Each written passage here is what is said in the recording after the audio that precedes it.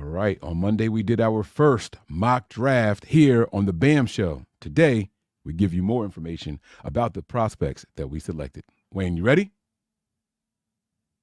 Let's get it.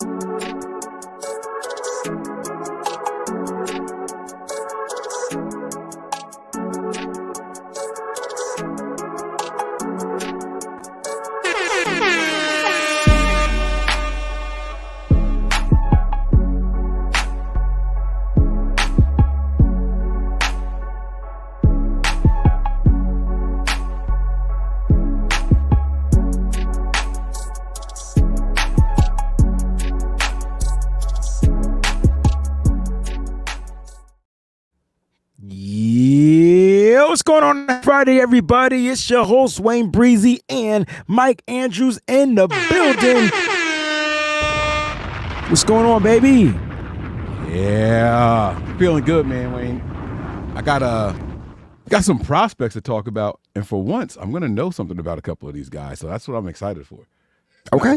Not a lot of guys that I can say that about all the time, so I'm feeling this one. Sound like you did your homework, Little bit of something, Okay. The internet's a crazy thing, ain't it? And it is. It's a good thing, too. Shout out to the Breezy Bunch crew, the Nut But Niners crew. I see y'all in the building, in the chat, going strong, going super strong. Listen, Mike, just before we get into our prospects, being at the draft day is approaching. The 49ers are currently out at some of these pro days at some of these different schools.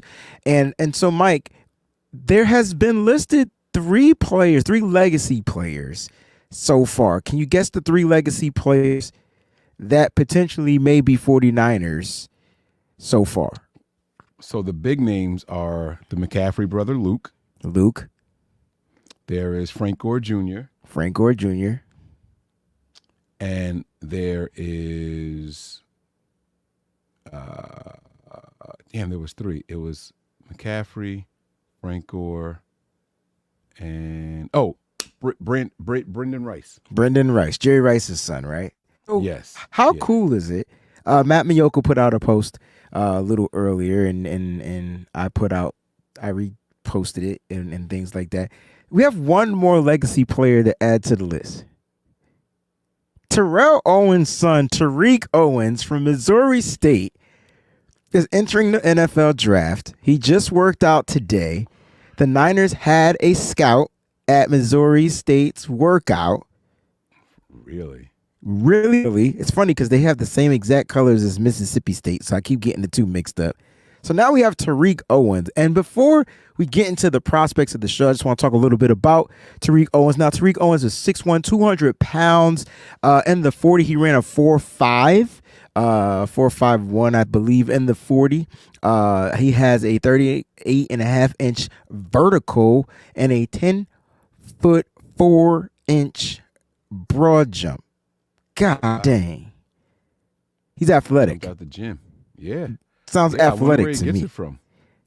I don't remember Terrell Owens jumping out in no gym. He was just physically built and strong. I don't remember him being like the athletic of the wide receivers. But the kids are different today. Like they train different. They eat different. Similac. So Mike, just going over some of his stats per PFF. That's who we used. That's why you use to reference my stats. Mike uses a different source, and we kind of put the two together.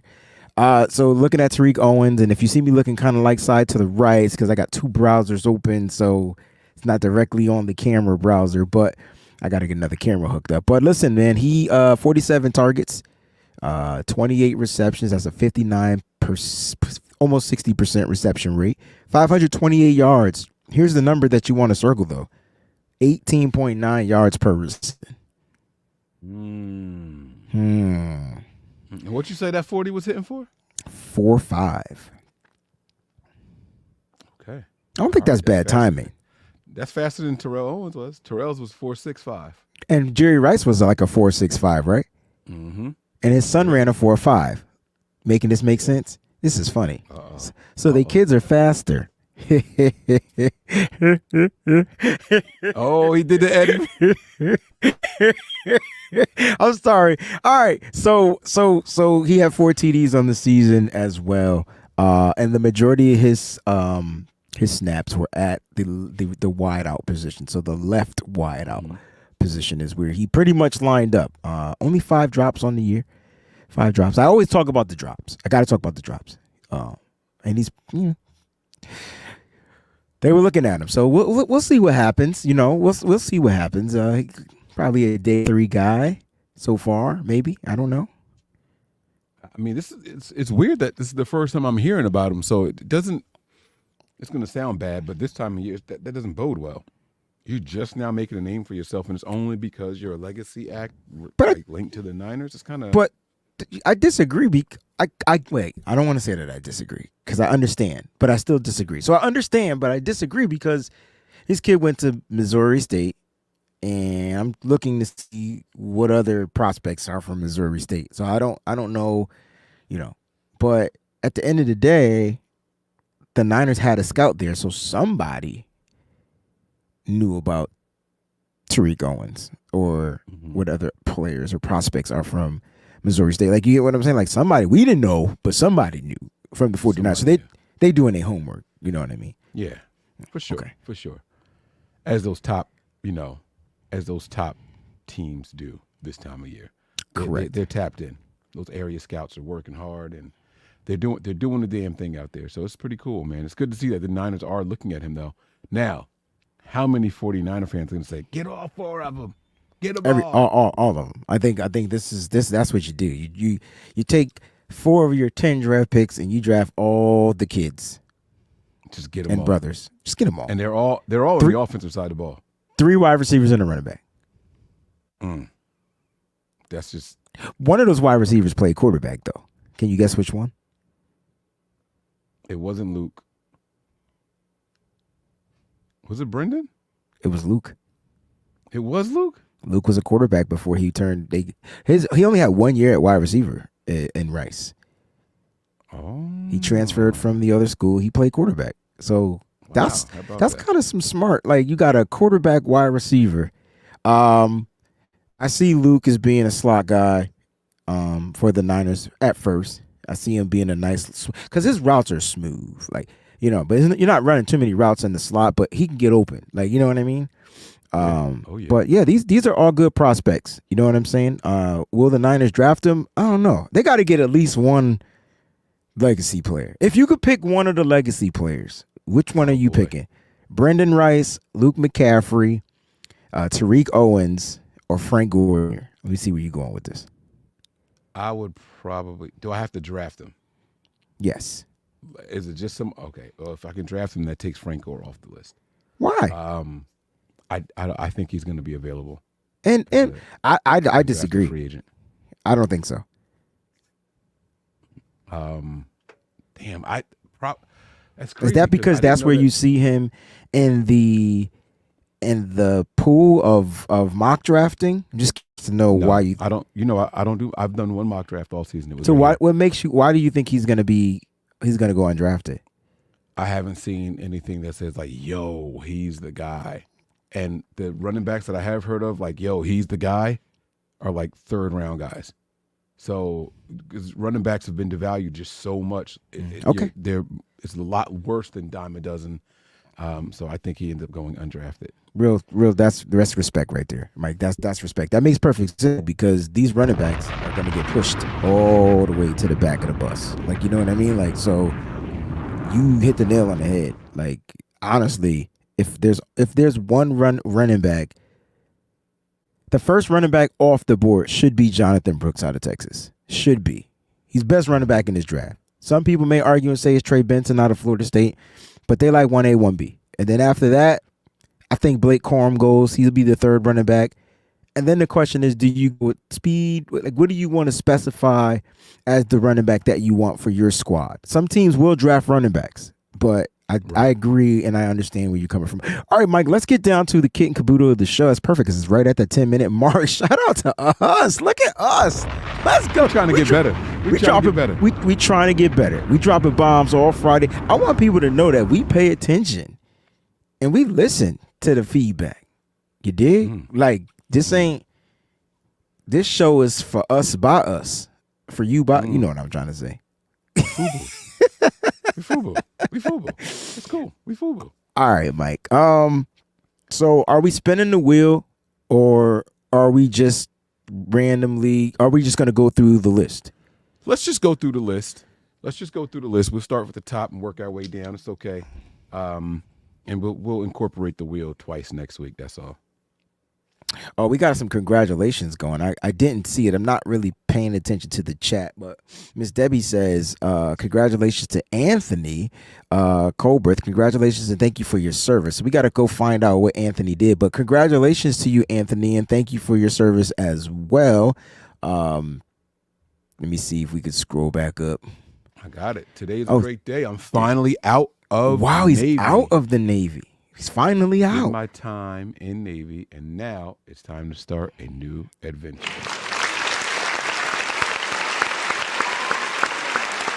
We salute. You got to salute with all the, I don't know, whatever. That's but right. we salute you. That's it. Yeah, we salute you, my brother. And thank you for being Good here stuff. too as well. All right, Mike. So our first pick, we didn't trade. We went Jerzon Newton. From also known as Johnny Newton. Johnny Newton. Yeah. So if you guys are looking at like, who is this guy? Some places are going to have him listed as Johnny. Some places are going to have him listed as Jerzon. So I think that's important to know. So let's go through as I type the banner. Like, did you want to speak on him? What are your thoughts on Jerzon, aka Johnny Newton? So we got to remember that he is a product of the COVID season. That was his first season, shortened season. And he had some decent numbers considering it was a shortened season. 1.5 sacks, 23 tackles, 1 forced fumble, and a tackle and a half for a loss. But then, looking at some of the film, looking at the tape and the reports on him, one thing does stand out to me, and it's taking plays off. I don't see a consistent motor with the young man, but when he's on, bro, he's on. Sometimes in the run game, I don't know if he's trying to decide which way he's supposed to go, where he should go, but that little bit of hesitancy can cause aggressive guards and centers to just destroy him. Like, they can push him around a little bit. So you have to be careful. But if he gets to a team and he learns to use his size, use his weight, and look at who he's going to be behind, right? He's going to be guys that are built very similarly to him. They're going to be able to show him how to use that leverage. And if there's anything we know about Chris Kocurek, he teaches these guys get down. Remember that really low net that they had, the high 6'8" guys trying to bend and get underneath. And if your back touches it, do the drill again. And so these are the things that Kocurek will teach these young men to do is to play with that leverage. Use that size to your advantage, or the lack of height to your advantage. Get low. Get that wide center of gravity, and use that power. Explode through the legs and hips, and then through the arms. Let that weight transfer, and he'll be good. The only thing that I was concerned about, Wayne, I don't know how significant it was. The injury, the foot injury that stopped him from working out at the combine. What do you have on that information? And then what are your thoughts on the young man? I don't think the foot injury is going to hinder him at all. And I know when you say the word foot and you think defensive lineman, you automatically going to have the trauma of Eric Armstead, right?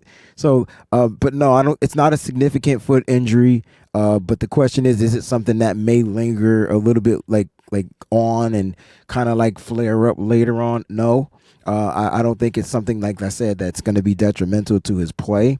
I know you talked about some of the things you saw on film with the kid, but the kid is a monster. So at the end of the day, like, his productivity and the positive side outweighs the stuff that happens on the negative side of this kid. And so you're not going to be able to run against him.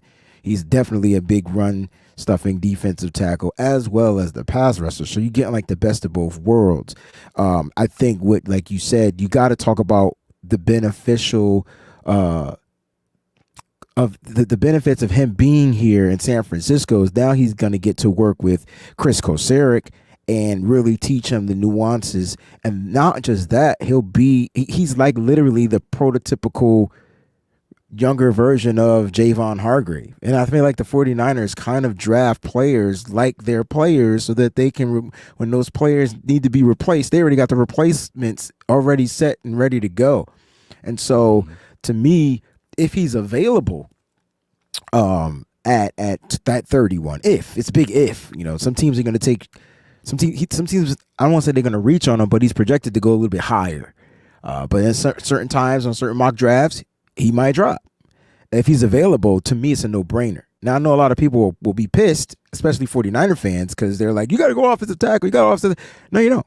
You don't have to go offensive tackle. Unless your offensive tackle is smacking you right in the face. Now, that's a different conversation. But if your offensive tackle isn't smacking you in the face and you had like a top grade on this offensive tackle or guard, I think the San Francisco 49ers are going to go best player available. So that's why we went Jerzon Newton, because the offensive tackle that we thought we wasn't available. So we went Jerzon. But I think you're going to get a beast up front. And I think that's what the Niners continue to want to have, right? They want to not just generate pressure from the sides. They want to make sure that they're getting pressure straight from the front, like, right in the face of the quarterback. Force the quarterback to go outside and then get smacked. Like, you know what I'm saying? And so I think that's what the Niners would do. Plus, again, you're looking to get younger and cheaper in this area at some point. Can't pay everybody at the same time. So if you can get like I said, the trauma of drafting Kinlaw, the trauma of the injury with Eric Armstead, if people are scratching their head about this, I get it. But I don't think his foot injury is that significant. I just don't. All right, so let's go to the second pick, Christian Haynes, man. I like when you handle the trench players, man. You talk very well about the trenches, man. I feel like that's your specialty. So Christian Haynes, guard out of UConn. This was our round 2 pick number 63. Did you want to shed some light on Christian Haynes, bro? Yeah. So I liked him when I was looking through some of the guard prospects. I didn't think that. I'll be honest with you. I didn't think that he was going to be drafted this high. I thought he might be like a 3rd or 4th round type guy, but you got to remember how late we're picking. So we're getting back that way anyway. Maybe you just go out there and get him.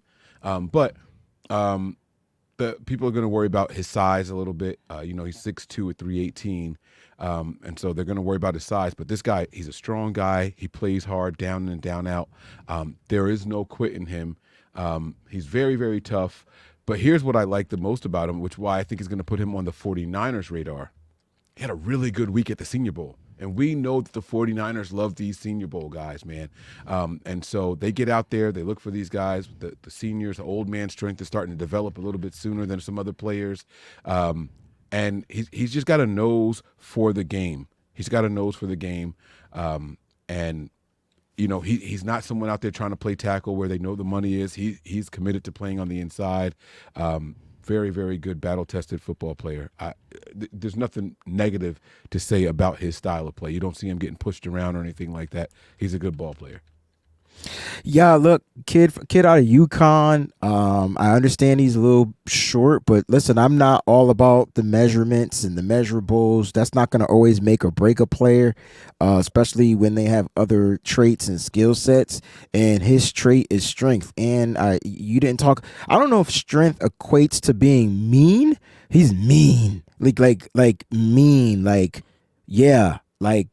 mean. Like, I'll eat your face mean. So at the end of the day, for me, I don't know what Chris Forrester likes. I don't know. He's been working with scraps, I feel like, the whole time. You know what I'm saying? So I don't know what he's going to like. But I'm hoping that front gets a facelift and they change the mindset of the offensive line. I'm hoping they're looking for an offensive line to be aggressive opposed to being passive, like dropping back and kind of like waiting to see what happens. Nah, I hope they're ready to be on the attack. And obviously in the run game, you want your guys to be attacked. He's excellent in the run game. Like, you know what? Let me get his blocking grade since I'm up here. So an 80.1 run blocking grade. Somebody smack me, please. Gotcha. That was perfect. Like I'm not gonna have this conversation. It's 80.1 run blocking grade. His pass blocking grade is in the 80s too. So at the end of the day, you know what he knows how to do, Mike? Block. Mm-hmm. So it's a no-brainer. Like, and you said that you think he goes late second, early third. And it all depends. It all depends on the run. on this position? Will there be a run on the guard position? I feel like he's definitely a top 5 guard, but guards they're weighed different than tackles. So you might see the tackles and the guards might get pushed back to the 3rd round. Like, you know what I mean? Right. So it is, it is what it is. But I think this is why we went there. And honestly, at pick 63, I mean, it may change up a little bit as we continue to do our mock drafts. We might go wide receiver 1 draft. I don't know. It all depends on who falls. But I can tell you some things that are going to change the next week because I don't know if you noticed, we didn't take a tackle at all. We didn't take a tackle. That's one thing. Right. And it was because because we decided that we were set with Colton McKivitz and, you know what I'm saying, and who they already have in the building. And we were going to get the guard because we always realize if Colton McKivitz goes down, Feliciano can slide out to tackle. Like, so you know what I'm saying? So that's kind of like how we prefaced our thing. So before people start crucifying our draft, there was method to the madness. And also, when we get to this pick, round 6 pick, the second round 6 pick, that would change because this was prior to the Niners' son, Josh Dobbs. Yeah. All right, let's go to the next pick, Mike. And I'm sorry, I have these. It's cool. I got you, man. It's that cornerback, man. My guy from Jersey, Rutgers' own Max Melton, making his appearance here. Now, Max Melton is a guy that I was excited about. 1, Jersey. 2, Jersey, and 3 from New Jersey. The Niners are looking for a cornerback. I apologize. Let me make sure I enunciate the right way. And I don't think that they like the tall, rangy guys, right? You see some of these 6'2", 6'3" guys, and most people get really, really excited about them. I don't think the Niners are there. He's 5'11". He's lightweight, which is probably going to be the biggest issue with him. It's like, how is he going to do against contested, these more physical wide receivers? But he's 5'11", 190. Some places are going to have him as 6 foot. I don't know how you going to, list him or whatever, but it doesn't matter. How does he play? That's really what it comes down to is how does he play? And he's a physical guy, played for Rutgers, like I said, and he's got some speed, man. 4.39 40 time. He did not. Rutgers didn't have a bowl game or anything like that, so no one got an extra chance to look at him.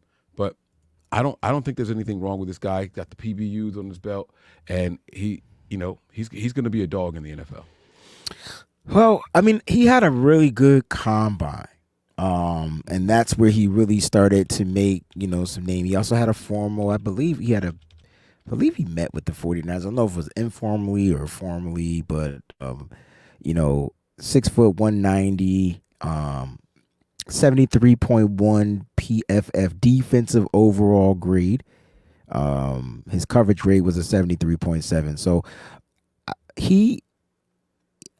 I think he's your typical what the Niners have been drafting, and then they signed Mooney Ward in free agency, and I felt like maybe the Niners were trying to do something a little different on the opposite side. So yeah, you get your 6 foot guy on one side, and you get the little bit taller, rangy guy with that get the PBUs on the opposite side. And so when I look at his numbers from his senior season, you're not going to get the PBU. I mean, 3 PBUs. He gave up 3 TDs, but he had 3 interceptions. That's weird. 3-3-3. He was targeted 44 times. He gave up 20 receptions for 252 yards. So, I don't know how you feel about this, but he had 12 missed tackles. So I'm not trying to throw this kid down because we did draft him, but there may be other prospects out there going forward. But this is the prototypical type of DB that the San Francisco 49ers look for. Like the dog, the get in your face. He's a dog. So that's number one. Get in your face, do all this type of stuff. Like that's who, to me, Max Melton is. And he could be a problem. He could be a problem for a lot of wide receivers in the NFL. Don't let the stats fool you. He also had 10 stops, in the backfield or whatever. So at the end of the day, he's a dog. The question is, does he have to? He's gonna have to develop, sort of kind of like we watched Deommodore Lenoir develop. So, yeah, Yeah, that's a really good comp, and not because he's on our team, but like that's how people are going to remember. You're going to think about Diamador Lenore and being, this shorter guy who, what's he going to bring to the table? It's that feistiness, right? It's that fight, and that's what you want to see. Willing to get his nose dirty. I like Yeah. that. That was a good comp. All right, we gotta speed this up. So Muhammad Kamara, edge rusher out of Colorado State. I liked him at the Senior Bowl too, Mike. What are your thoughts on him? That's basically what it is, right? When you have these young men out there at the Senior Bowl, I think that's where the Niners are going to go out there and get a lot of these guys from. Now, coming off the edge, I felt like he played high at times, but it's nothing that couldn't be changed around a little bit, right? It was 13 sacks in 2023, 56 tackles, 2 forced fumbles, right? And in the previous seasons, he had at least 7.5 sacks as well. This guy gets busy. He knows where the quarterback is. He's pretty disruptive. But they're going to tell you he's undersized. So maybe the Niners use him as like a speed guy. Who better to have him come in here under than Floyd right now, right? Like let him learn from someone who uses that length and that body bend a little bit. And maybe he can learn something from him. At only 6'1", this guy could be on some teams, like, is he going to be on the board or is he not going to be on the board? Some teams might push him down a little bit because of that. I wouldn't be surprised if he ended up falling to the 5th round. We got him in the 4th year, but I wouldn't be surprised if he fell all the way to the 5th round because of just his size. I don't think size matters anymore. Not when I think they still pay attention to that, but this kid ran a 4.57. So like at the end of the day, like his other things, the performance test is stood out. So yeah, he might be 6'1". Sorry, I hate this in NFL crap. He may be 6'1", 248 with 32, almost 30-inch arms. But this kid could get to the quarterback because when you look at his performance out on the football field, I mean, his numbers say so. I mean, 85.9 PFF grade, over 64 pressures. You counted 13 sacks. PFF gave him 14, 12 hits. That's your favorite number. 38 hurries, 24 tackles. 12 of them were assisted. So that's over. 36 tackles from the edge.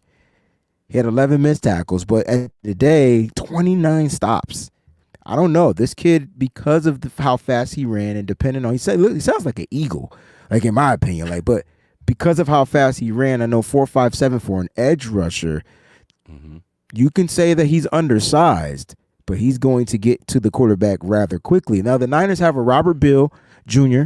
that they drafted last year from Georgia, and they also have Leonard Floyd. And I think they may not draft Mohamed Kamara. They may go for bigger defensive end.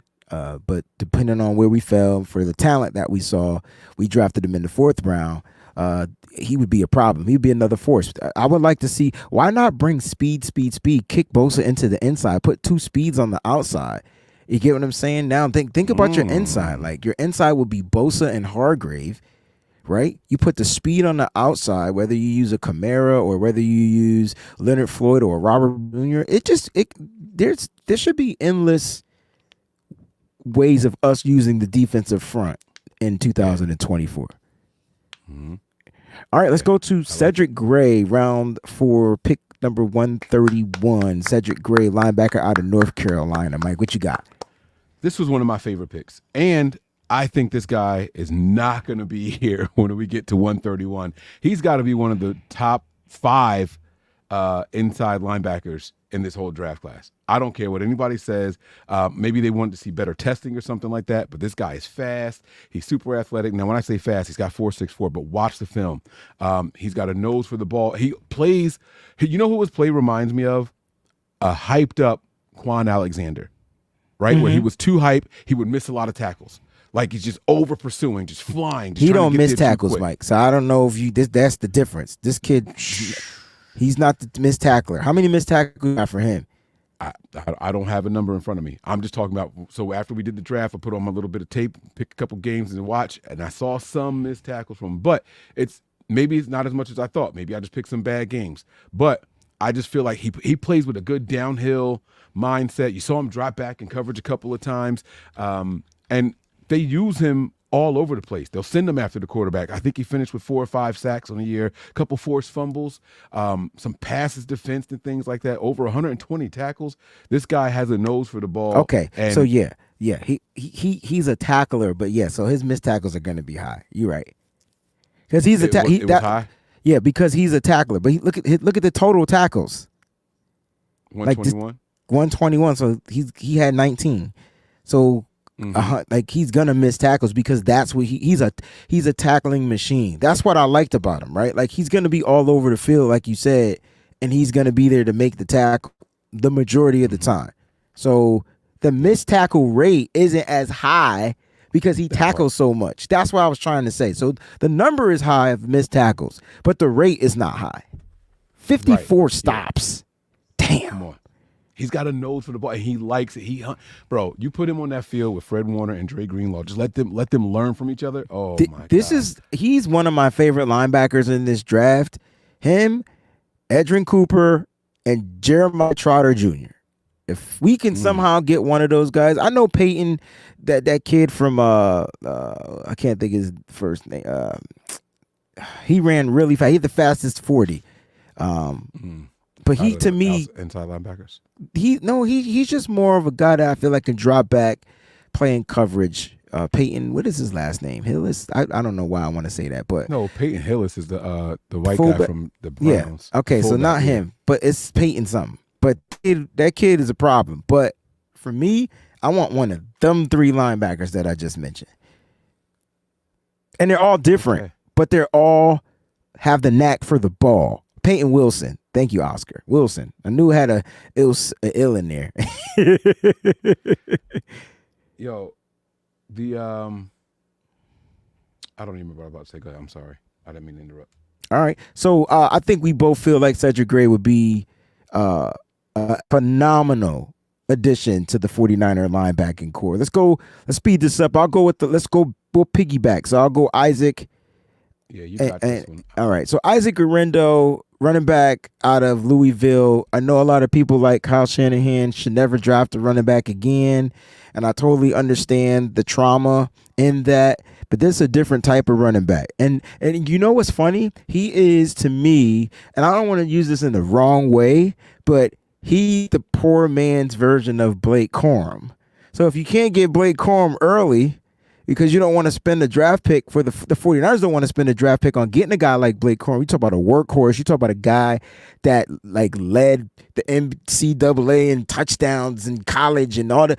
Because you don't want to get that guy. You can get another guy that's faster, but kind of like the same size, same build, and you can get this kid, and he provides speed, and that way you can get to the outside a little bit quicker than those defenders. And I think, to me, that is what the 49ers run game is missing.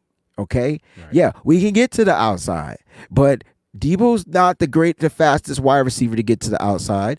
Christian McCaffrey's not the fastest running back to get to the outside. But when we had guys like Raheem Mostert, Matt Breida, they could get to the outside a little bit quicker. So I think that 4.33 speed helps them stand out. Now, I don't know if the Niners are going to draft a running back, but if they do, I'm hoping it's a little bit later in the draft. And there's a possibility, like Mike said, that we even get him later if the running backs get pushed down. I'm taking him here because I feel like that this kid is going to be gone.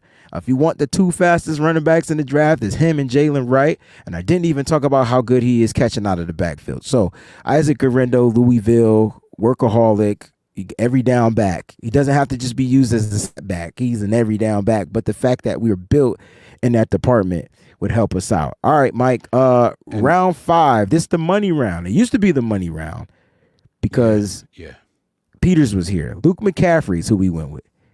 Yeah, Luke McCaffrey from Rice. Doesn't have a 1,000-yard season as a receiver under his belt, but in 2023, he came pretty close in 13 games, 71 receptions, 992 yards. Now, that is an average of 13.9 a reception. All right, so it's not terrible. He did have 13 touchdowns, though. And so this is a position that's new to him. Wayne told you guys he was playing quarterback previously, right? And so he comes in here, he plays some wide receiver, and all of a sudden you see some things start to stand out a little bit. He performed really, really well at the Senior Bowl. That's when people really started talking about him. And then he ends up coming in, and he has a faster 40 time than his big brother, Christian McCaffrey. Now, wide receiver versus running back, you would hope that the wide receiver has a faster 40, but the 4.53, is that anything to scoff at, Wayne? 6'1", 202? I mean, what were your thoughts on him? He's athletic, and he's faster than his brother. So if you like his brother, you're going to love him. A little different body build, a little taller than his brother, but he's tough, and he's smooth. And so, I like Luke because of his smoothness, and I just think he has the grit and the traits of just being an NFL player. His dad was a receiver, so he's following. We picked him fairly high, right? No, we picked him right at where people thought he was going to get drafted, round 5. Okay. Yeah, and it's because you got a bunch of wide receivers in this draft. You know what I'm saying? Yeah, I was going to say I wouldn't be surprised if 20 wide receivers came off the board before him. But at the end of the day, if you want a productive wide receiver, Luke McCaffrey's available, you can go grab Uncle Luke, you know what I'm saying, and you be good to go, you know what I mean. Round 6, we went tight end Eric All. Eric All is one of my favorite tight ends. Former Michigan, transferred to Iowa because of the playing time. They entered that portal. He did deal with some injuries, but he's big, and I would like my man Brock, for once in his life, to have one of them big kind of targets just to throw the ball to. This kid has a knack of, he doesn't have the same athleticism as a what's the tight end from the Vikings? Hawkinson? Yeah. The athleticism is a little different because they're body types, but he has the knack to just know when to get open and be there and then ready to turn the ball up and get you some yards. He doesn't have the same run after the catch ability. He just has a knack to know. You know what he knows how to do? Find the hole in the zone, sit there, wait for it, boom, catch it, turn it, boom. That's what he does well. Go ahead. Any concern about the injuries? We got the ACL in October. No. I mean, these are injuries, and I mean, you drafted him in the 6th round. So you take gambles on some of these kids. Okay, you could get if it's a low risk, high reward pick, you're not gonna hit on all these draft picks. And what if you get good production out of Eric All in the 6th round? It's almost like how we did with Elijah Mitchell. You draft him in the 6th round, you got good production, right? Until the injuries crept up. Yeah, I apologize. I didn't realize how late it was. Man, it's okay. We're almost done. I'm so sorry. Yeah. The next round 6 pick was Devin Leary. We will omit that because again, we drafted him before we knew but the thing you were going to get with him was efficiency, and he is complement to what Brock Purdy does in the NFL. Yeah, he doesn't like to turn the ball over a lot. 25 touchdowns, 12 interceptions, and you can work on the completion percentage later. All right. Then we went with safety Kaiton Oladapo out of Oregon State. It's one of the bigger safeties, right? Like one of the guys that I feel like could come in and help lay booms. And it's funny because you're like, well, don't we already have that guy? We got Funga, we got Jair Brown. I don't know, something about Kaiton I like. I know what it is. What is it? I know what it is. You like his name because you want to say Kaiton the Titan so bad. Like isn't that dope? Sounds though? Like power, right? Like come on, Kaiton. And he's a solid defender. 73 tackles, sack. One Wait till you hear his grade, bro. 7 PBUs, bro. This is a safety. This is a safety with 7 PBUs. 80 tackles, 6 breakups as a junior. Like, love this kid. Come on, bro. Like this guy, why is he rated so low? I have no idea. Maybe he's slow or something, but he ran a 4.53. I don't know. I don't know. I don't know either. Oregon State Beaver. I don't know. All I know is he finished with an 85.5 defensive grade in PFF. So this kid was playing. You didn't even talk about his 9 total pressures, 2 sacks, a hit, and 6 hurries. Like, you didn't even talk about that. And so his ability to bring him in and let him blitz. So he's huff, but better coverage. No, and faster. And faster. I'm sorry. Ooh, how about this? 1 penalty, Mike. in 2023. Come on, bro. Can So we that get means him, he's please? smart. Can we get him, please? I just know we need. I know we're gonna get a safety, but I really like the Uncle Salty. There it is. Uncle Salty lives out this area. He gets these games on TV. He can cover. He can cover. Yeah. He can cover. Yeah. All right. So that's it, man. That's our recap, man. Listen, it was not the perfect draft by any stretch of the imagination. I think Moses that in the Niners building. walk away. Hey, baby Mose. Love it. Yeah. Are congratulations in order? When do they have a baby? Where you been? I haven't talked to Mose since I don't even know when. Dang, you bad friend. Bad friend. I'm sorry. Oh, wow. Okay. Dang. Well, congratulations. I'm sorry. Now I feel like I could walk underneath the closed door. So I'm just going to keep the show moving.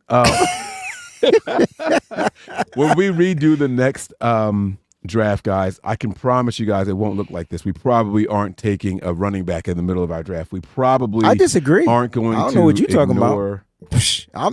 If Isaac Garendo keeps staying on this board at around the 4th, 5th round, his ass is getting drafted. You doing that just off of the speed? Because there's some rumors that he's not even the best running back from Louisville in the draft this year. Mike. All right.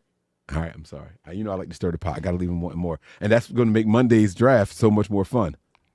Guys, draft Mondays are in full effect. We preview it.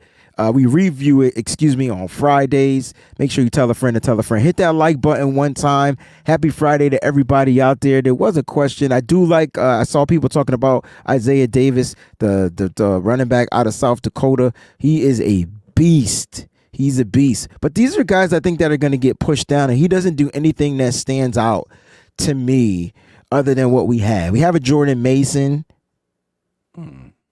He's a little faster than Mason, but I don't know. Like, the thing that stands out about Garendo is the speed. And you can't make up speed. Like, you either fast or you're not. And so, does he have the ability to be a return guy? That's what I'm talking about. 4.33. Gotta make this roster however you can make the roster. The Murphy twins out of UCLA, Gabriel and Grayson, I think that are their names. Both can probably be some late round defensive end help. I think they both can provide some good depth for the San Francisco 49ers and possibly bloom into something new. You know what I'm saying? So, yeah. But great show. Absolutely great show, man. You got plans for the weekend, big dog? Yep, I'm working. That's it. Those are my plans. Work. Yeah, man. All right, guys, listen, that's going to do it. We're going to get out of here. We hope you guys have a safe and blessed weekend. You guys make sure you take care of each other. Show some love to yourselves and the world.